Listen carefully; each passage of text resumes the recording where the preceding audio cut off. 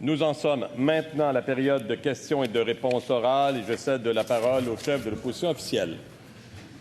Monsieur le Président, jeudi dernier, le premier ministre a dit qu'il ne faudrait pas baisser les tarifs d'Hydro-Québec parce que ça inciterait les Québécois à gaspiller. On comprend donc qu'il n'en fera pas de chèque. C'est tout un revirement de situation parce qu'il y a quelques mois à peine, la Coalition Avenir Québec faisait encore miroiter un remboursement de 1,4 milliard de dollars sur les tarifs d'hydro. C'était ça, leur promesse. C'était pas d'imposer des hausses consécutives pendant 5 ans. Les Québécois ne veulent pas que le premier ministre gère leur portefeuille et encore moins la facture d'hydro. Comme l'a dit d'ailleurs les associations de consommateurs, ce projet de loi est injuste. Il va appauvrir les ménages, il va freiner le développement économique. La vérité, Monsieur le Président, c'est que le premier ministre veut des revenus supplémentaires pour financer ses programmes et c'est les Québécois qui vont mettre les mains dans leurs poches. Monsieur le Président, le premier ministre fait tout le contraire de ce qu'il a promis aux Québécois. Peut-il faire la seule chose raisonnable qui s'impose, retirer son projet de loi et s'assurer que ça coûte réellement moins cher aux Québécois? Monsieur le premier ministre. Monsieur le Président, le chef de l'opposition officielle a assez d'expérience, a assez joué dans les cadres financiers des différents partis pour savoir que ni la CAQ, ni le Parti libéral, d'ailleurs, ont promis en campagne électorale de rembourser 1,5 milliard de tarifs d'électricité. Par contre, ce qui est vrai, c'est que la CAQ a promis de rembourser 1,5 milliard en réduisant les taxes scolaires, en réduisant les tarifs de garderie et en augmentant les allocations familiales. Et, Monsieur le Président, on a commencé à le faire, puis vous pouvez être certain ce montant va être remboursé aux Québécois, tel que promis, comme toutes les promesses qui ont été faites par la CAQ. Maintenant, Monsieur le Président, le Parti libéral a augmenté les tarifs de plus que l'inflation quand il était au pouvoir. Nous, on dit qu'on n'augmentera jamais les tarifs d'électricité de plus que l'inflation. Je pense que c'est déjà toute une avancée pour les consommateurs québécois.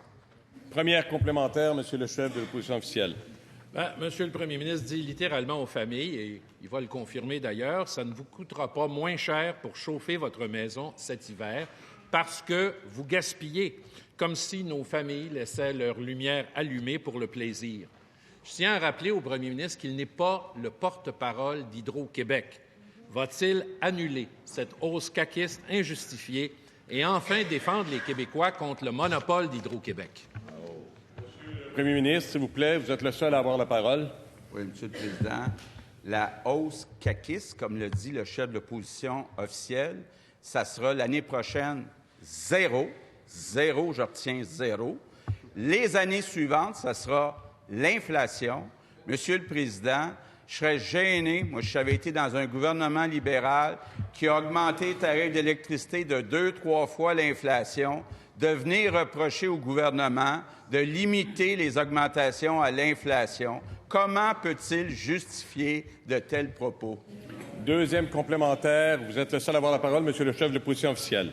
Vous savez, une des choses qu'on pourrait dire aux Québécois, et si le premier ministre est sérieux en cette matière, il pourrait, par exemple, s'il voulait promouvoir l'efficacité énergétique, il pourrait remettre en place le crédit Rénovert. Ça, c'est une mesure qui pourrait aider les Québécois. Pas une augmentation injustifiée de leur facture d'hydro. Est-ce que le premier ministre peut refaire une fois pour toutes ses devoirs et déposer un projet de loi qui sera bénéfique pour les consommateurs? Monsieur le premier ministre. Monsieur le Président, le chef de l'opposition officielle était dans un gouvernement libéral qui s'est donné comme objectif de réduire les GES de 20 % d'ici 2020. Or, les chiffres nous démontrent qu'ils n'ont même pas atteint la moitié de l'objectif. Ils sont à 9,1 %. C'est un échec. Ce gouvernement ici se donnera l'objectif de réduire les GES de 37,5 % d'ici 2030. Puis nous, contrairement aux libéraux, on va atteindre nos objectifs. Troisième complémentaire, Monsieur le chef de l'opposition officielle. Monsieur le Président, on parle des tarifs ici, entre autres, d'Hydro-Québec. Les experts sont unanimes, vous le voyez ici. Avec la CAQ, c'est 500 millions de moins dans les poches des Québécois. À la fin du mois, ça va faire toute une différence dans un budget.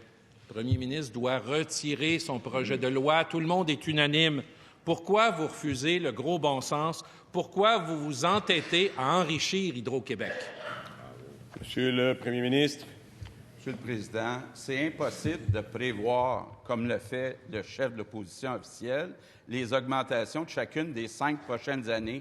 Comme il sait, puisqu'il a été ministre des Ressources naturelles, les tarifs sont décidés en chaque année à partir des augmentations de dépenses d'Hydro-Québec. Ça veut dire concrètement que plus les dépenses augmentent, plus les tarifs peuvent augmenter. Ça va contre le principe de base de bonne gestion. Nous, de notre côté, on tient à avoir une bonne gestion. Question principale, Monsieur le député de Laval-des-Rapides. Merci, Monsieur le Président. Le ministre de l'Énergie s'entête à prétendre que des groupes appuient son projet de loi. Alors, nous avons tous constaté que seul Hydro-Québec est le seul groupe qui appuie son projet de loi. Cette fin de semaine, Gérard Filion, chroniqueur économique réputé, nous a rappelé qu'en entrevue avec lui au mois de juin, le ministre s'était montré ouvert à améliorer son projet de loi. Qu'il était, et je cite, qu'il était prêt à entendre les recommandations des groupes et experts qui allaient se présenter en commission. Je cite. Mais vous savez ce qui surprend le chroniqueur, et je cite encore, « Pourtant, la preuve est faite que les économies promises sont plus qu'incertaines et que l'ingérence politique dans le travail de la Régie de l'énergie menace l'indépendance du processus scientifique qu'on s'est donné dans la détermination des tarifs d'Hydro-Québec. » Ferme la parenthèse. Depuis des semaines, le ministre s'obstine et reste totalement fermé.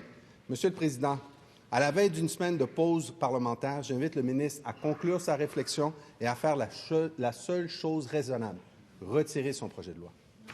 Monsieur le ministre de l'Énergie et des Ressources naturelles. Oui, merci, Monsieur le Président. Écoutez, le projet de loi 34, on le réitère, on le réaffirme, on le répète, permet quoi? 3 choses très simples.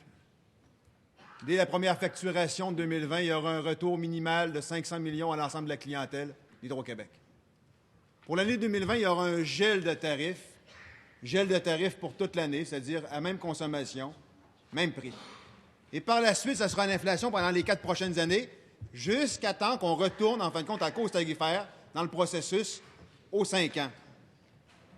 Quand mon collègue mentionne l'ingérence politique, la vraie ingérence politique, c'est d'obliger Hydro-Québec à faire des investissements non judicieux qui, effectivement, vient affecter de manière permanente la hausse des tarifs, comme on l'a vécu en 2014, comme on l'a vécu en 2015.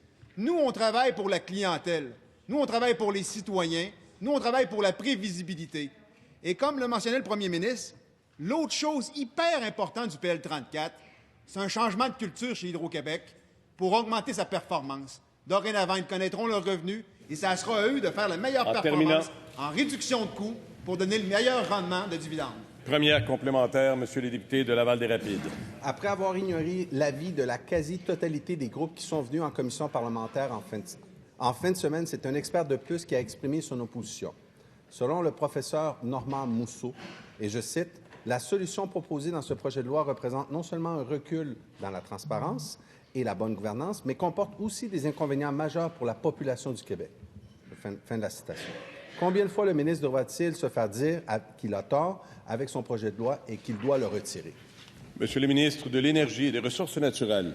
Oui, Monsieur le Président. Pour ce qui est de la transparence, l'annexe 2 du projet de loi actuellement, qui sera étudié éventuellement article par article, précise toute la documentation nécessaire qui sera remise sur base annuelle pour justement permettre à l'ensemble des intervenants, à l'ensemble de la clientèle, de bien voir l'évolution. Tout ce qu'on fait, c'est qu'on augmente la périodicité. Quand les gens disent on va payer le juste prix, on paye tellement le juste prix que des fois, c'est 3 fois l'inflation et la même année, on a 160 millions d'écarts de rendement. En réalité, tout le processus hyper énergivore qui coûte entre 10 et 15 millions par année ne frappe jamais bullseye. Nous, on se dit, aux 60 mois, on retournera en cause tarifaire, on donne de la prévisibilité meilleure que l'historique des libéraux. Deuxième complémentaire, vous êtes le seul à avoir la parole, Monsieur le député de Laval-des-Rapides. Depuis des semaines, le ministre nous dit qu'il n'y aura aucun choc tarifaire avec son projet de loi. Ceci dit, c'est Option Consommateur, c'est l'Association québécoise des consommateurs industriels en électricité, c'est la Fédération canadienne de l'entreprise indépendante qui lui ont dit et lui ont répété que le PL 34 engendrera des chocs tarifaires. Alors, Monsieur le ministre, un peu de transparence, s'il vous plaît, et admettez qu'avec votre projet de loi, les Québécois sont à risque d'un choc tarifaire. Monsieur le ministre de l'Énergie et des Ressources naturelles. Oui, Monsieur le Président, mon collègue tient un double discours. En même temps qu'il dit que dans les prochaines années, avec le PL 34, les citoyens vont payer trop cher, en même temps, il dit dans la même phrase qu'il y a un risque de choc tarifaire après 5 ans à cause qu'ils n'auraient payé pas assez cher. On fait miroiter les deux risques de chaque côté. Mais quand on regarde, en fin de compte, l'application du PL 34, avec un gel et une hausse à l'inflation, et qu'on le reporte n'importe quelle période de 5 ans auparavant, jamais il n'y aurait eu de choc tarifaire. Jamais. Donc, on fait planer des faux risques, des épouvantails, parce que le projet de loi de PL 34, c'est bénéfique pour la clientèle. Sur base historique, c'est démontré.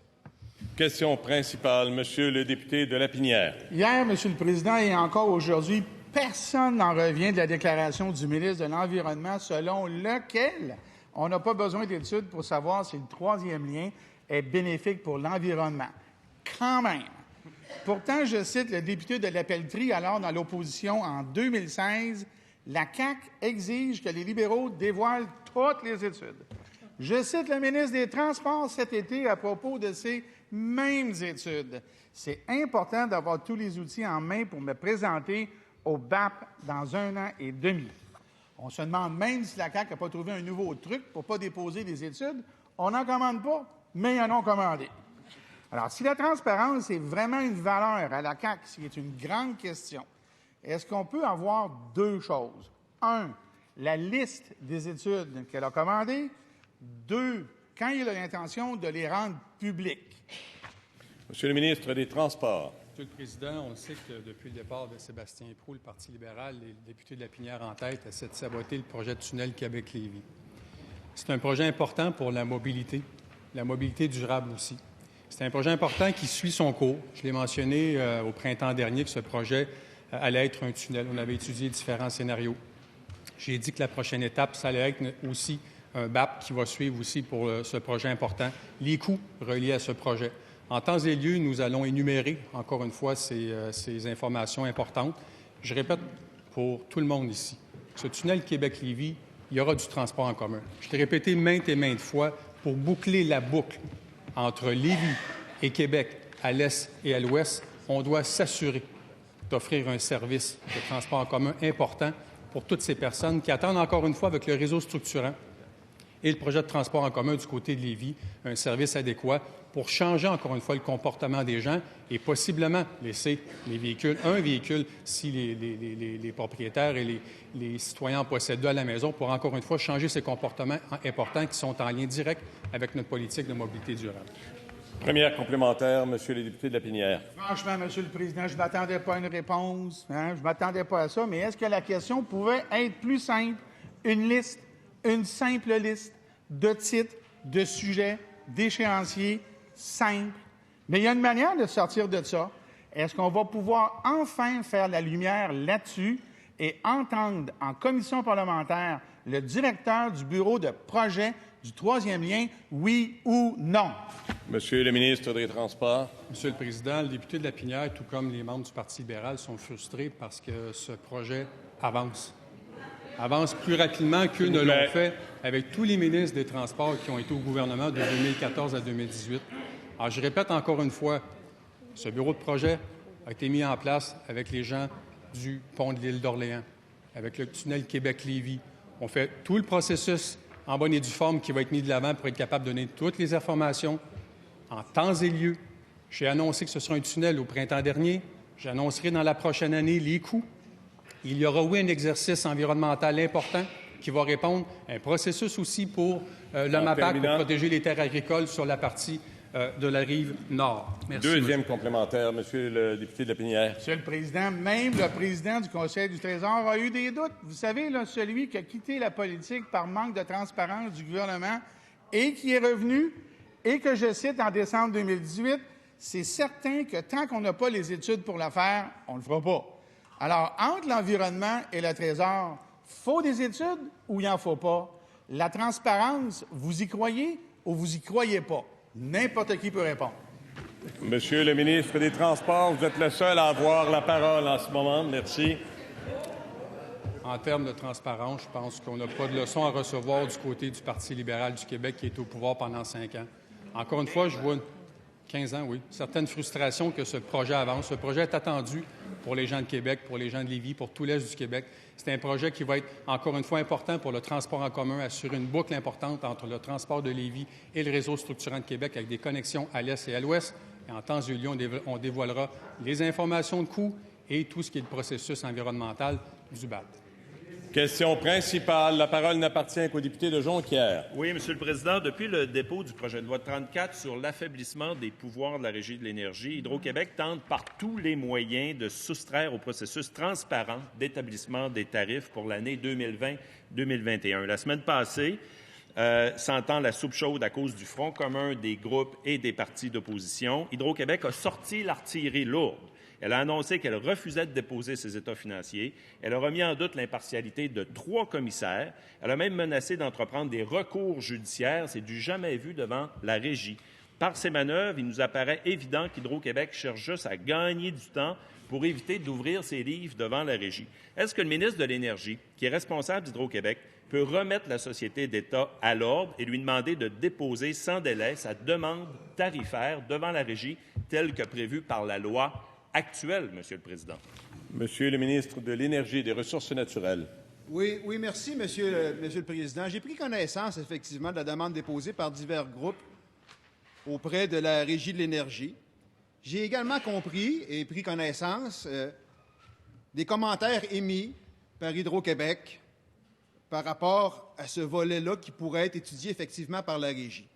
Alors, il y a un groupe qui demande, il y a Hydro-Québec qui réagit, et la Régie, elle, est au milieu de ça et doit arbitrer. C'est une question de procédure pure et simple. Hydro-Québec, eux, mentionnent qu'il y a certains aspects qui ne respectent pas la procédure, et on va laisser travailler la Régie de l'énergie, régie indépendante, pour évaluer en réalité les prétentions d'Hydro-Québec et voir si oui ou non elles ont raison. C'est tout. Première complémentaire. La parole n'appartient qu'au député de Jonquière. À vous, Monsieur le député. Quelle faiblesse, Monsieur le Président, parce qu'avec ce geste, Hydro-Québec est en train de prendre pour acquis que le projet de loi 34 va être adopté. Pour qui ils se prennent? Éric Martel, là, il n'est pas député ici. Alors, est-ce que le ministre peut ramener à l'ordre Hydro-Québec et de déposer sa demande tarifaire immédiatement, telle que le prévoit la loi actuelle? Monsieur le ministre de l'Énergie et des Ressources naturelles. Oui, merci, Monsieur le Président. Contrairement à ce que prétend mon collègue de Jonquière, Hydro-Québec ne prend rien pour acquis. Hydro-Québec, en réalité, dans un processus où elle peut et elle doit passer à la Régie, mentionne que dans les procédures actuelles, il y a des accros par rapport justement à l'interrogation et au cautionnement des groupes qui ont déposé une demande.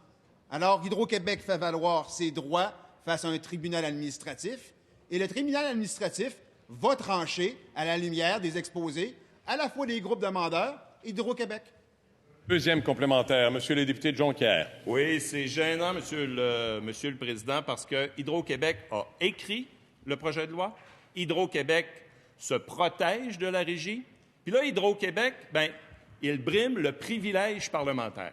Fait que le ministre, il a 2 choix. Soit retirer son projet de loi, ou soit demander à Hydro-Québec de déposer sa demande tarifaire immédiatement, telle que le prévoit la loi actuelle. Monsieur le ministre de l'Énergie et des Ressources naturelles. Je tiens à rassurer mon collègue de Jonquière. Hydro-Québec n'a pas écrit le projet de loi. On y a travaillé très fortement. Il y a 22 articles. Et quand vous serez prêt à analyser le projet de loi article par article, ça nous fera plaisir d'en discuter. Alors, à partir de ce moment-là, il y a un tribunal administratif avec des procédures qui sont connues de l'ensemble des intervenants. Hydro-Québec prétend actuellement qu'il y a une faille dans la procédure puisqu'ils n'ont pas été en mesure d'interroger les 3 groupes sur leur intention et sur leur volonté. Hydro-Québec fait valoir ses droits face à la Régie de l'énergie. La Régie de l'énergie tranchera, arbitrera par rapport à ses compétences, puisque c'est un tribunal indépendant. Question principale, Monsieur le député d'Hochelaga-Maisonneuve. Merci, Monsieur le Président. Hier, une étude commandée par le SPVM a mis des chiffres sur une réalité que les principaux intéressés connaissent trop bien et qu'ils dénoncent depuis trop longtemps. La police de Montréal a la fâcheuse habitude d'interpeller certaines personnes plus que d'autres. Un jeune arabo-québécois a en moyenne 4 fois plus de chances de se faire interpeller qu'un Québécois blanc du même âge. Pour les jeunes Québécois noirs, c'est 5 fois plus de chances. Pour les femmes autochtones, c'est 11 fois plus de chances. Ce qui se passe à Montréal devrait nous faire honte, Monsieur le Président. Je pose donc la question, si ça se passe à Montréal, si ça se passe à Val-d'Or, est-ce qu'il est raisonnable de penser que ça se passe aussi ailleurs au Québec? Est-ce que la ministre de la Sécurité publique va demander aux autres corps de police de se prêter au même exercice que le SPVM? Madame la ministre de la Sécurité publique. Oui, merci, Monsieur le Président. Alors, effectivement, on a pris connaissance, nous aussi, du rapport qui a été déposé hier. Et il faut dire que cette problématique du profilage racial et social est connue depuis un certain nombre de mois, d'années. Et c'est une problématique qui revient malheureusement sporadiquement dans l'actualité à travers divers témoignages. Et c'est une problématique sur laquelle nous agissions déjà depuis plusieurs années au ministère de la Sécurité publique. Donc, le ministère pilote un comité de travail qui est issu du milieu policier avec divers représentants de diverses organisations policières, associations de directeurs de police, etc., qui se penchent sur cette problématique depuis maintenant plusieurs années. Et plus tôt cette année, j'ai demandé, bien avant le dépôt du rapport du SPVM et bien avant certains reportages qu'on a vus, j'avais demandé à ce que des représentants de la société civile soient inclus dans les travaux et les réflexions de ce comité-là, qui était, comme je le disais, essentiellement issu du milieu policier, pour qu'on puisse, de manière encore plus inclusive, trouver tous ensemble des solutions bien concrètes au bénéfice des organisations policières, mais surtout de la population. C'est donc quelque chose qu'on prend très au sérieux. Le rapport qui a été déposé hier va bien sûr être inclus dans la documentation et dans la réflexion qui est déjà en cours, comme je le disais, mais nous agissons déjà sur la problématique, Monsieur le Président. Première complémentaire, Monsieur le député d'Hochelaga-Maisonneuve. Si je déduis ce que la ministre est en train de dire, c'est qu'elle reconnaît que le problème existe, mais elle ne s'est pas vraiment prononcée sur son existence à l'extérieur de l'île de Montréal. C'est ça qui nous inquiète aujourd'hui, Monsieur le Président, parce que le profilage racial, c'est très sérieux. C'est un problème dénoncé dans presque tous les corps de police des grandes villes et d'autres petites villes en Amérique du Nord. Est-ce qu'elle est en train de sérieusement affirmer qu'il n'y a aucune forme de discrimination au sein des autres corps de police, la SQ par exemple, le Service de police de Québec et autres, Monsieur le Président? Madame la ministre de la Sécurité publique. Bien, Monsieur le Président, au contraire, je viens d'affirmer clairement que nous sommes conscients de cette problématique-là. Nous l'étions avant le dépôt du rapport d'hier et que c'est une problématique globale qu'il faut aborder dans son ensemble. C'est pour ça qu'on a un comité de travail qui est en place depuis plusieurs années, auquel j'ai demandé d'adjoindre des représentants de la société civile.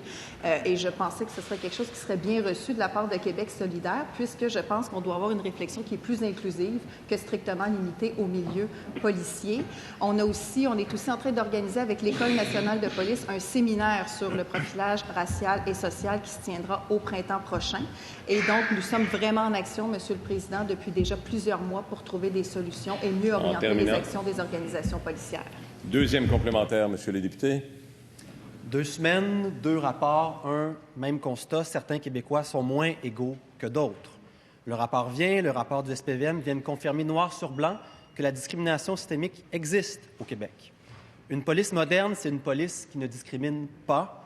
La ministre abordera-t-elle de front la question de la discrimination systémique et du profilage racial dans son livre vert? Madame la ministre de la Sécurité publique. Oui, merci, Monsieur le Président. Bien, effectivement, j'ai parlé du fait qu'on est déjà en consultation avec des représentants de la société civile pour les travaux qui sont déjà en cours. C'est effectivement une question qui pourrait être abordée dans le cadre de la vaste réflexion que je souhaite lancer à la suite du dépôt du livre vert en décembre prochain. Pour ce qui est du rapport du commissaire Vien, comme vous le savez, il y aura une rencontre le 17 octobre prochain qui va nous permettre de lancer les travaux d'évaluation et de priorisation des recommandations et le volet policier et judiciaire. Les volets policiers et judiciaires seront bien sûr abordés. Alors, comme vous voyez, Monsieur le Président, on pose déjà plusieurs gestes concrets en la matière, des gestes qui allient la réflexion à l'action. C'est la façon dont on a gouverné jusqu'à maintenant et c'est la façon dont on entend continuer de gouverner, entre autres dans les enjeux de sécurité publique. Question principale, Madame la députée de Westmount-Saint-Louis. Merci, Monsieur le Président. Cet après-midi, je veux vous parler de Gabrielle. Gabrielle a 21 ans. Elle ne bouge pas, elle ne marche pas, elle ne parle pas. La famille de Gabrielle profite du programme de soutien à la famille à titre de proche aidant. Le 11 juin dernier, c'est un soupir de soulagement que la famille a poussé en apprenant que l'enveloppe du programme serait bonifiée de 7,8 millions de dollars et qu'ils obtiendraient 100 $ de plus suite à l'annonce de la ministre. Depuis, ils attendent. Et ils attendent encore, Monsieur le Président. Est-ce que la ministre peut nous dire combien de familles ont reçu le 100 $ promis par la ministre responsable des proches aidants le 11 juin dernier? Madame la ministre responsable des aînés et des proches aidants. Monsieur le Président, c'est une excellente question et je vais délibérer sa question et lui donner une réponse précise. On a annoncé 7,8 millions, mais je suis incapable de dire combien de personnes qui ont reçu l'augmentation Et il y a 3 200 personnes qui attendaient depuis les années 80 pour recevoir le programme Soutien aux familles qui n'obtenaient rien. Donc, en investissant 7,8 millions, c'était à la fois pour toucher les familles qui attendaient, mais aussi pour augmenter de 100 $. Alors, si cette famille-là ne l'a pas reçu, je vais m'organiser pour que ça se fasse dans les plus brefs délais. Complémentaire, Madame la députée. Oui, les parents de Gabriel ont finalement reçu une lettre qui disait, et je cite, « Dans une perspective de pouvoir offrir un soutien financier à plus de familles, la direction a décidé de réviser la distribution des montants octroyés. Le résultat, c'est que Gabriel ne recevra jamais le 100 $ et pire encore, on lui coupe 374 $. Combien de familles d'enfants handicapés le gouvernement a coupé? Madame la ministre responsable des aînés et des proches aidants. Monsieur le Président, je n'ai pas l'information que ma collègue a actuellement, mais si ça se passe de cette façon-là, je tiens à vous dire que ça ne se passera pas comme ça. On a fait des annonces précises. On a augmenté de 7,8 millions, ce que vous n'aviez jamais fait par le passé, quand vous étiez au pouvoir. Nous l'avons fait. Ici, à l'intérieur des CIS et des CIUS, on coupe. On n'acceptera pas ça. On est au pouvoir, on est au gouvernement, on a une responsabilité ministérielle et cette responsabilité-là sera respectée à l'intérieur des CIS et des CIUS du Québec. Madame la députée de Westmount-Saint-Louis, deuxième complémentaire. Avec beaucoup de respect, Monsieur le Président, pas plus tard que la semaine dernière, la ministre a dit que son annonce permettrait aux 20 000 familles qui recevaient cette prestation d'avoir une augmentation et de 3 600 autres de recevoir de l'aide. Dans les faits, on a coupé des familles. C'est un manque d'humanité. Le ministre doit agir et mettre fin à cette injustice. Madame la ministre responsable des aînés et des proches aidants. Monsieur le Président, je reçois de l'information parcellaire. Premièrement, j'aimerais obtenir les coordonnées des parents de Gabriel. J'aimerais aussi obtenir plus d'informations si la députée de Westmount-Saint-Louis en a. Mais je tiens à vous dire, je tiens à vous rassurer tout le monde, rassurer les familles qui nous écoutent. Il n'y a personne qui va être coupé et ce que nous avons annoncé sera respecté. Quand on promet quelque chose ici au gouvernement de la Coalition Avenir Québec, on va jusqu'au bout et nous allons aller jusqu'au bout et respecter cet engagement. Question principale. Monsieur le député des Îles-de-la-Madeleine. Merci, Monsieur le Président. Alors, vendredi dernier, le Parti québécois a interpellé le gouvernement sur la langue française. Nous avons rappelé une fois de plus nos propositions, rappelé l'importance d'agir pour renforcer notre législation actuelle. Le ministre responsable de la langue française nous a répondu qu'il considérait le dossier de la langue comme d'une importance primordiale et que pour protéger cette langue française, il ne ménagerait aucun effort. Or, Monsieur le Président, des efforts du côté du gouvernement, on en voit très peu relativement à la langue française. On constate plutôt que notre gouvernement manque de tonus, qu'il manque grandement de préparation et de volonté dans ce dossier depuis 1 an. D'ailleurs, les reculs des derniers jours sur la question d'interdire par la loi le bonjour hi dans les commerces en témoignent.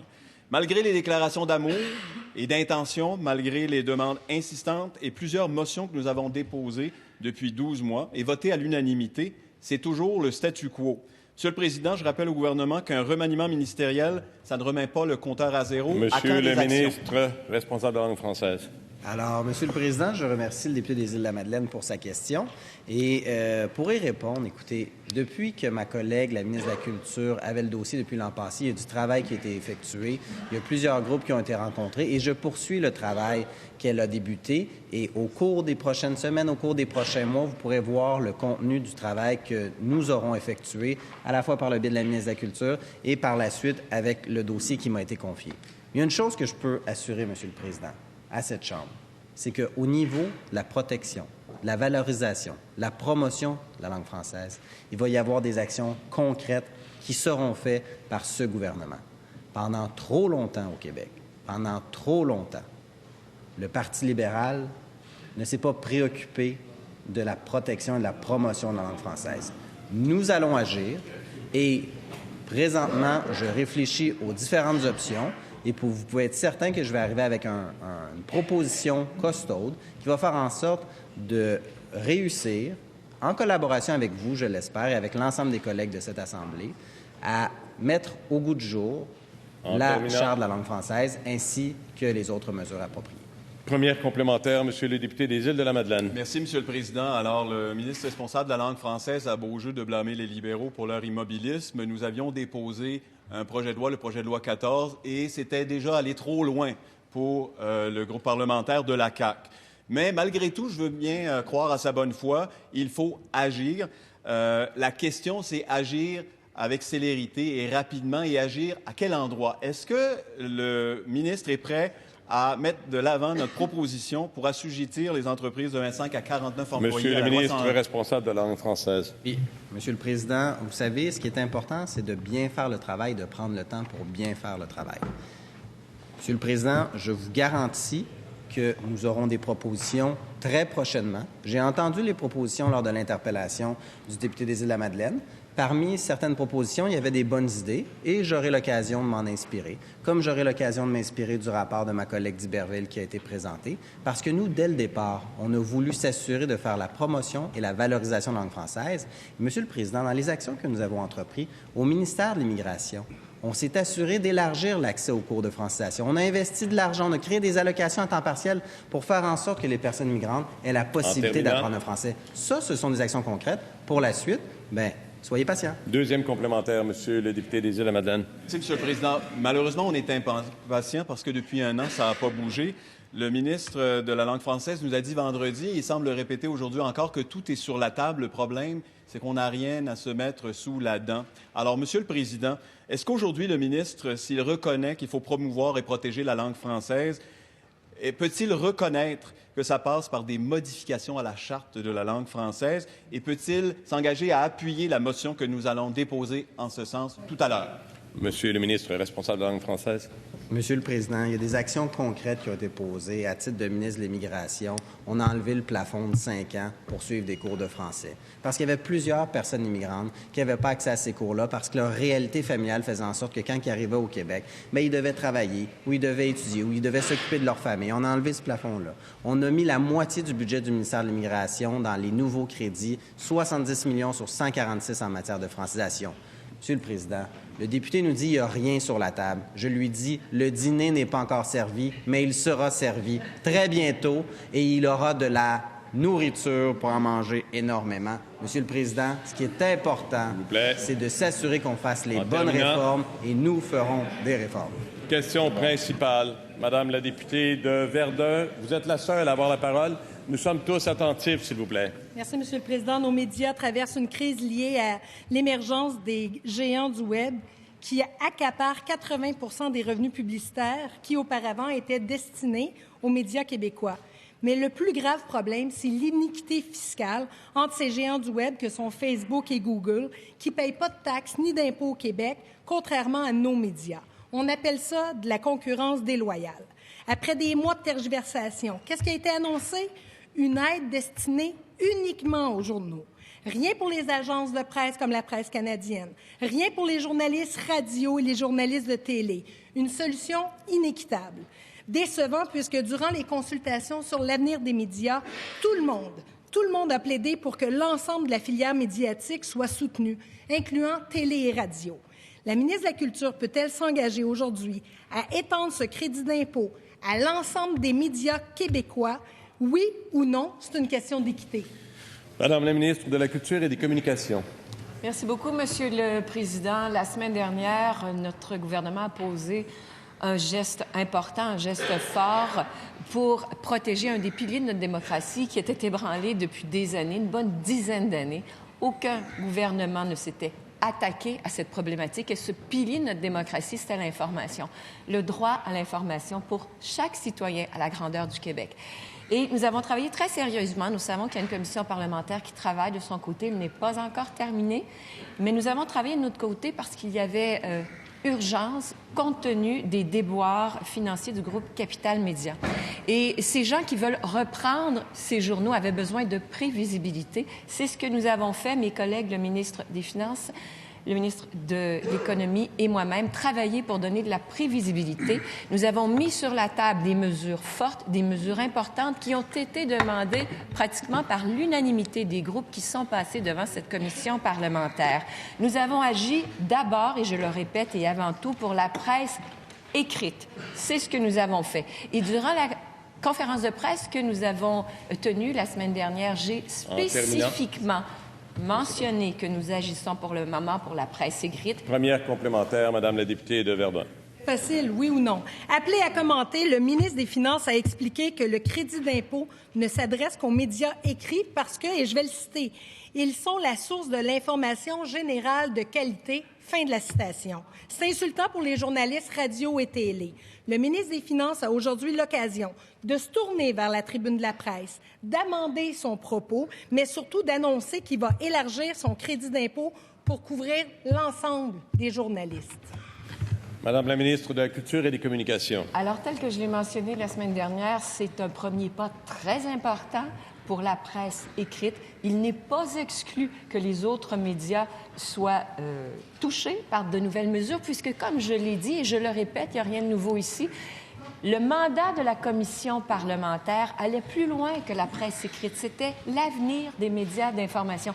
Et, Monsieur le Président, s'il y a quelqu'un ici qui sait ce que c'est travailler dans un média d'information et vivre une fermeture, c'est bien moi. Et s'il y a quelqu'un ici qui sait très bien ce que vivent les gens de la presse, c'est bien moi. Et ils savent qu'ils ont une alliée ici. Et les travaux ne sont pas terminés et nous ferons des choses en conséquence, des observations que les députés nous feront au terme de leur propre travaux. Deuxième complémentaire, Madame la députée de Verdun. S'il vous plaît. C'est pas ce qui a été dit à la conférence de presse. Je peux vous rassurer, Monsieur le Président. Ce gouvernement s'entête à traiter un symptôme plutôt qu'une cause. Au-delà du crédit d'impôt, la source du problème demeure entière. L'iniquité fiscale entre nos médias et Facebook et Google dans ce monde, c'est ça le problème. Ça fait des mois qu'on le dit, il faut imposer les revenus des géants du Web, il faut créer un fonds pour notre culture, nos médias. C'est la solution toute désignée. Madame la ministre, Monsieur le ministre des Finances. Oui, merci, Monsieur le Président. Alors, le programme que nous avons annoncé totalise 60 millions par année. C'est 50 millions de plus que l'ancien programme. C'est de 2 à 3 fois plus que le fédéral fait. C'est donc extrêmement significatif. C'est un effort important des contribuables pour ce droit à l'information. Et oui, je me suis déjà amendé sur mes propos, alors ce n'est pas nécessaire d'y revenir. Mais, je tiens à dire, au niveau de la taxation du Web, nous avons ici la taxe de vente sur les biens intangibles. Ça va bien, on continue. Mais non. Pour ce qui est des biens tangibles, le projet pilote ne fonctionne pas et nous amènerons des solutions dans le principale, Monsieur le député de Néligan. Merci, Monsieur le Président. Au mois de février 2019, le ministre de l'Immigration a présenté le projet de loi 9 qui allait faire en sorte que le Québec allait désormais faire la sélection des immigrants uniquement grâce à la déclaration d'intérêt, la plateforme Arima. Le ministre de l'Immigration s'est engagé à ce que les gens soient sélectionnés en 6 mois maximum. Ça serait le tender de l'immigration. Il a bâillonné l'Assemblée nationale, car selon ses dires, la pénurie de main-d'œuvre nécessitait l'adoption du projet de loi. Alors, Monsieur le Président, depuis, il a fait quoi avec tout son pouvoir discrétionnaire? En date d'aujourd'hui, il a ouvert la porte à l'immigration à 950 personnes au mois de juillet, à 444 au mois d'août, et à uniquement 32 personnes au mois de septembre. Ça fait 1 an que vous êtes là. 1 an que vous êtes responsable et supposé travailler à l'opérationnalisation du système. Et il faut rectifier la situation rapidement. Qu'allez-vous faire? Le temps presse. Monsieur le ministre de l'Immigration. Bien, Monsieur le Président, je pense que notre gouvernement a démontré qu'on agissait dans l'ordre et qu'on faisait les choses par étapes. Et lorsqu'on a une réforme du système d'immigration comme nous la faisons, c'est important d'y aller progressivement. Nous avons adopté le projet de loi 9, Monsieur le Président, justement pour mettre fin à l'inventaire des 18 000 dossiers, pour faire en sorte d'être en mesure aussi d'utiliser le système Arima, pour que chaque personne qui est sélectionnée, chaque personne de l'étranger, chaque personne immigrante, soit sélectionnée en fonction des besoins du marché du travail. Parce que sous l'ancien système, Monsieur le Président, il faut le rappeler, c'était une grille de sélection avec un pointage. Ça ne prenait pas en compte la disponibilité des emplois. Ça ne prenait pas en compte le maillage entre l'emploi disponible et le profil du candidat. On a changé tout ça. Mais ce qu'il faut faire aussi, Monsieur le Président, c'est de s'assurer d'accueillir le nombre de personnes en fonction de nos seuils, en fonction des cibles de sélection et des cibles d'admission, Monsieur le Président. Le Parti libéral, durant des années, ont donné des CSQ. sans se soucier des cibles de sélection ou d'admission du Québec, créer un inventaire au Québec et créer un inventaire à Ottawa durant des années et des années. Ça, c'est pas une gestion responsable, Monsieur le Président. Nous agissons de façon responsable. Première complémentaire, Monsieur le député. Monsieur le Président, au mois de septembre, on annonçait plus de 140 000 postes vacants au Québec, illustrant une réalité des plus inquiétantes. Le ministre ouvre l'immigration à 32 personnes seulement. 32 personnes, Monsieur le Président. 32 personnes, c'est même pas le nombre d'employés qui était nécessaire pour Louis Garneau, division textile, pour conserver ses activités à Saint-Augustin. Monsieur le Président, le ministre doit réaliser aujourd'hui l'urgence de la situation et nous dire c'est quoi son plan. Monsieur le ministre de l'Immigration. Bon, Monsieur le Président, il y a quelques raccourcis qui sont faits par le député de Néligan. Dans un premier temps, il y a plusieurs programmes d'immigration qui existent. Il y a le programme régulier des travailleurs qualifiés. Il y a aussi le programme de l'expérience québécoise aussi. On reçoit des demandes des travailleurs qualifiés, des travailleurs qui sont ici depuis 1 an et qui ont un niveau 7 de français dans le cadre du programme d'expérience québécoise. Monsieur le Président, il faut être conséquent. On réforme le système d'immigration. Il y a une période qui fait en sorte qu'il faut s'assurer de respecter les cibles de sélection et les cibles d'admission. Nous, ce qu'on s'assure, c'est de faire en sorte d'accueillir les gens, de les accompagner dans un emploi pour lequel ils ont l'expérience, où ils ont étudié dans ce domaine-là et qui répond aux besoins du marché du travail. Deuxième complémentaire, M. le député Néligan. Président, en écoutant le ministre, j'ai l'envie de lui dire qu'il a oublié qu'il a mis un moratoire en plein été. Monsieur le Président, c'est ça la réalité. Il démontre encore une fois une déconnexion totale entre la réalité de nos entrepreneurs en région. Alors que les entreprises sont dans une situation de plus en plus inquiétante, que le nombre de postes vacants sont en constante augmentation, la réponse du ministre, elle était quoi? Restreindre les programmes d'expérience québécoise, limiter le nombre d'invitations dans Arima. Monsieur le Président, le triste constat est que le ministre a abdiqué ses responsabilités. Monsieur le ministre de l'Immigration, à vous maintenant la parole. Bien, Monsieur le Président, je n'ai aucunement abdiqué mes responsabilités. Ce matin, j'étais avec mes collègues à Victoriaville pour annoncer l'ouverture de bureaux d'immigration en région, pour faire en sorte que tous les entrepreneurs, tous les employeurs aient accès à des services en matière d'immigration, pour les renseigner sur les différents programmes d'immigration dans toutes les régions du Québec. Je suis allé en Abitibi, je suis allé au Saguenay-Lac-Saint-Jean pour faire en sorte de s'assurer qu'il y ait des agents d'aide à l'intégration qui vont accompagner les personnes immigrantes et ceux de l'étranger, qu'il y ait des conseillers en immigration régionale qui soient là pour les entreprises. Monsieur le Président, pour le Parti libéral, l'immigration, c'était uniquement à Montréal.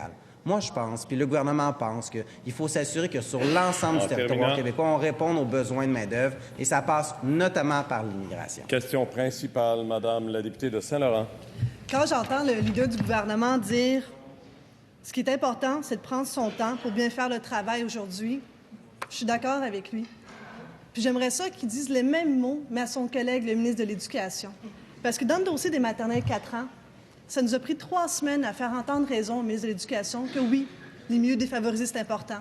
Que oui, les enfants handicapés ont le droit d'avoir des services adaptés à leurs besoins. Puis là, Monsieur le Président, on est encore dans une impasse car le ministre de l'Éducation est entêté. Il refuse de réduire les ratios pour offrir un service de qualité aux enfants. Ce que nous, on demande, c'est le même service qu'en CPE et les services de garde.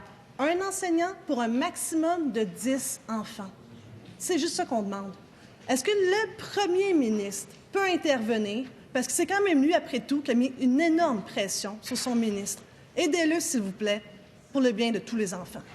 Monsieur le ministre de l'Éducation, s'il vous plaît, la parole appartient au ministre de l'Éducation. Merci, Monsieur le Président. Je remercie ma collègue pour toute sa sollicitude. Elle semble s'inquiéter pour les ratios dans les maternelles 4 ans. Je veux la rassurer pour une, 14e fois. Il y a à peu près 13,3 enfants en moyenne dans nos 650 classes qui sont ouvertes en ce moment. On a ouvert 250 de plus cette année.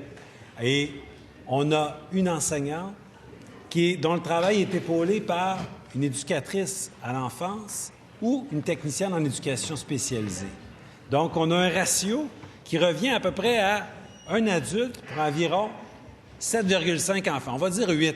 Un ratio de 1 pour 8, avec un duo enseignante-éducatrice, épaulé par toute une équipe de professionnels. C'est un excellent ratio, c'est un excellent service. Et c'est pour ça que les parents répondent à l'offre. C'est pour ça que les parents veulent s'inscrire. Puis on a bien hâte d'adopter le projet de loi pour déployer ce service-là extraordinaire aux enfants à la grandeur du Québec. Première complémentaire, Madame la députée. Président, En principal. c'est vraiment important ce qui se passe présentement. On change complètement l'univers de l'éducation. On va donner un droit au maternel 4 ans universel à tous les parents. On leur a promis, c'est le premier ministre en février dernier qui a dit « Vous allez avoir droit à un service de qualité ». Aujourd'hui, là, on a encore un nouveau chiffre. Je vous dis, chaque jour, c'est un nouveau chiffre avec ce ministre-là. Moi, j'ai besoin d'un premier ministre qui est comptable, qui donne un petit cours d'économie, un petit cours de comptabilité, juste pour coordonner, là. On parle là, sur la même longueur d'onde, puis qu'on arrête d'inventer puis d'improviser avec l'avenir des enfants. Il y a aussi question ici des enseignants, qui sont, oui, épuisés, puis qui veulent savoir si oui ou non ils ont un ministre de l'Éducation qui se rappelle c'est quoi être enseignant, puis qui se rappelle c'est quoi avoir des enfants de 4 ans devant soi toute la journée. Parce que quand il parle d'une moyenne, il oublie de dire une chose aux Québécois, c'est que c'est un enseignant pour maximum 17 élèves. Donc oui, il y aura un service inéquitable partout au Québec. Alors, s'il vous plaît, Monsieur le Premier ministre, donnez-y un peu de laisse, retirez le projet de loi, qui retourne faire ses devoirs. Monsieur le ministre de l'Éducation. Monsieur le Président, on est très fiers de ce qui se passe en ce moment dans les classes de maternelle 4 ans. J'en ai visité quelques-unes. Les enseignantes sont contentes, les éducatrices et les techniciennes en éducation spécialisée sont satisfaites. J'ai rencontré des parents à Charlevoix, un père qui était tellement content d'avoir une place pour sa petite fille en maternelle 4 ans. C'est un service qui a été salué par les 3 associations de direction d'école, par celle qui a été la doyenne des sciences de l'éducation de l'UQAM pendant 10 ans, par des dizaines de professionnels.